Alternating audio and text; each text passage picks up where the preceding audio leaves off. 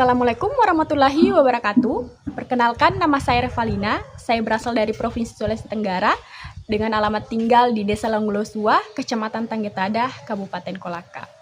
Dan saya sekarang lagi menempuh pendidikan di salah satu universitas negeri, yaitu Universitas Terbuka Kendari dengan jurusan manajemen. Nah, itu tadi sedikit perkenalan dari saya, dan kita akan membahas tema speak up yang akan kita bawakan kali ini.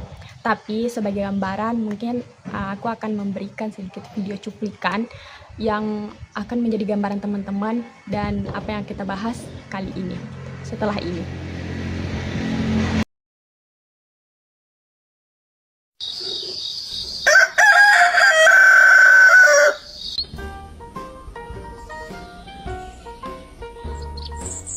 Bad mood banget gua, pengen liburan gak ada duit. Sob, gimana tugas kuliah lu? Santai, aman-aman kok. Ki, lu udah lihat logo halal yang terbaru belum? Agak aneh sih menurut gue, dan lu kan jago gambar nih. Coba deh lu kritik ya, atau kasih masukan gitu. Gimana menurut lu mengenai logo terbaru itu? Dah tenang. Gua kan desain grafis atau ilustrator, satu-satunya di kampung ini. Desain grafis ilustrator, klien aja gak punya. Dah lupakan. Kita bahas logonya aja. Kok kayak bukan logo halal ya? Ini mah referensinya ngambil dari gunungan yang biasanya dipakai dalang-dalang pas acara wayang gitu. Nah, itu jatuhnya ke logo budaya bukan sih? Dan gue merasa aura Jawanya sangat kuat di logo ini. Kalau sekiranya MUI ingin mempresentasikan unsur Indonesia, kenapa harus pakai satu unsur budaya saja? Dan itu Jawa lagi. Gua sih nggak ke-trigger ya. Kebetulan gue Jawa. Sama kali, gue juga Jawa. Tapi kan ujung-ujungnya kita lagi yang dibully netizen. Ntar kalau kita ngasih argumen pun jatuhnya nggak valid. Gini amat ya jadi Jawa. Boleh mah mandi daripada disatirin. Dan di bawah logo juga ada tulisan halal.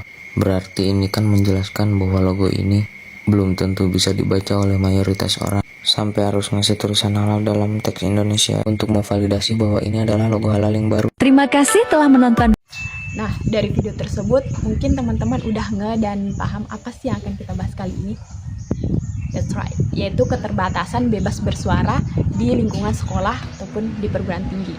Nah, dari judul tersebut kita akan membahas dari awal apa sih kebebasan berpendapat itu. Dalam kebebasan berpendapat adalah hak asasi manusia paling mutlak dan tak terpisahkan di demokrasi. Dalam kehidupan bermasyarakat, berbangsa, dan bernegara, demokrasi kemerdekaan menyatakan pikiran dan pendapat harus sesuai dengan hati nurani. Dan hak memperoleh informasi harus dijamin semuanya karena merupakan hak asasi manusia yang paling hakiki. Di dalam lingkungan sekolah ataupun di perguruan tinggi mempunyai plus minus ketika anak muda mulai mengemukakan pendapatnya. Banyak hal yang harus dipertimbangkan ketika kita mulai bersuara dan berpendapat, karena banyaknya oknum yang merasa bahwa dirinya lebih dari anak muda. Padahal kritikan itu bisa membangun kita dan bisa lebih berkembang dengan adanya kebebasan berpendapat tanpa saling menyudutkan. Kebebasan berpendapat telah memiliki dasar hukum yang telah diatur di dalam pasal 28 Undang-Undang Dasar Negara Republik Indonesia tahun 1945. Di kalangan mahasiswa, kebebasan berpendapat menjadi tonggak utama dalam membentuk pandangan kritis dan membawa pengaruh positif. Peran aktif mahasiswa dalam menjalankan prinsip demokrasi bukan hanya menciptakan lingkungan kampus yang dinamis, tetapi juga membentuk pemimpin masa depan yang kritis, responsif, dan bertanggung jawab. Dalam kebebasan berpendapat, dapat menciptakan perkembangan intelektual dan kontribusinya terhadap dinamika sosial, yaitu satu, membentuk pemimpin masa depan yang kritis dan responsif. Maksudnya, dengan memberikan ruang untuk mahasiswa kebebasan berpendapat dalam konteks untuk membangun negara, itu juga dapat menciptakan pemimpin yang kritis dan responsif. Mahasiswa yang terlibat aktif dalam proses ini berpotensi menjadi pemimpin masa depan yang memahami kompleksitas permasalahan global dan regional. Kedua, kebebasan berpendapat sebagai landasan pendidikan kritis. Sebagai generasi muda, dalam memberikan sudut pandang, kita perlu melakukan hal mendasar seperti ini untuk membangun dan mengembangkan berpikir secara kritis. Tentu saja dalam suasana akademis, kita perlu mengedepankan kebebasan berekspresi, mahasiswa merasa berhak mengutarakan pendapatnya, bertanya dan menentang gagasan yang ada.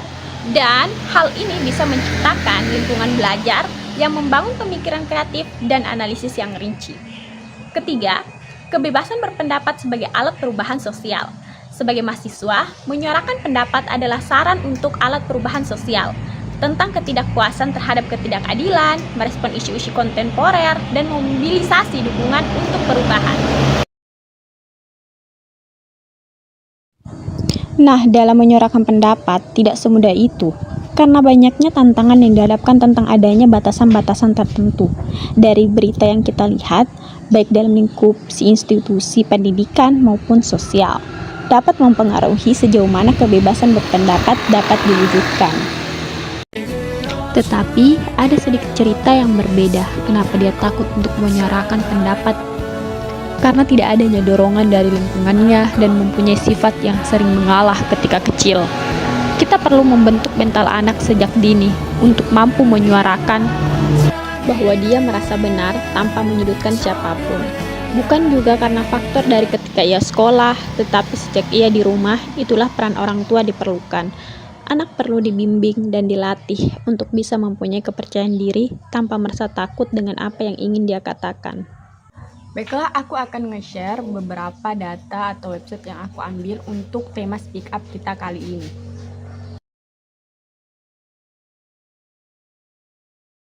Nah, itu tadi my opinion dan beberapa sumber yang aku ambil juga tentang keterbatasan bersuara di lingkungan universitas. Semoga bermanfaat buat teman-teman dan jangan lupa like and share ya. Sekian dari saya, Revalina, pamit undur diri. Terima kasih. Wassalamualaikum warahmatullahi wabarakatuh.